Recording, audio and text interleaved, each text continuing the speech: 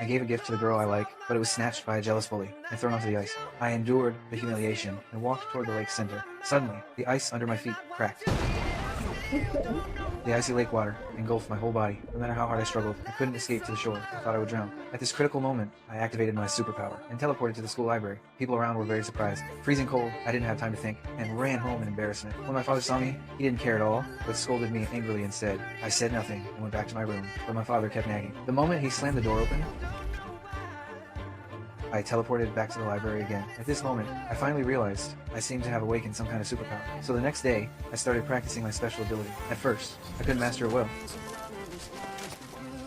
but through constant practice, I achieved some small success. When I got home, I saw a picture of the Empire State Building in a magazine. It reminded me of the memories of my mother taking me there to play. So I thought, with a single thought, and actually arrived at the Empire State Building. While I was very surprised, I also realized my life could be lived differently. Because of my father's violence, my mother had left home long ago, and I decided to leave here too. Before leaving, I said a final goodbye to the girl I like. I wanted to tell her everything, but such a thing was too bizarre. Later, I came to New York and rented a cheap apartment, but it used up all my savings, so I went to the front of a bank. At first, I hesitated, but to survive, this was the best way. I pretended to need to use the bathroom and asked the security guard to take me inside the bank. Then I used the gap to memorize the internal scene. That night, I tried hard to recall the scene I had seen during the day. As a result, I really succeeded. Looking at the mountain of cash, I was overjoyed. I started packing the money right away and teleporting it back to the apartment. I made several trips back and forth until the room was filled. Then I stopped teleporting. From that moment on, my life underwent a huge change. When I grew up, I not only owned my own luxury villa, but also had endless wealth. If you had this ability, what would you do?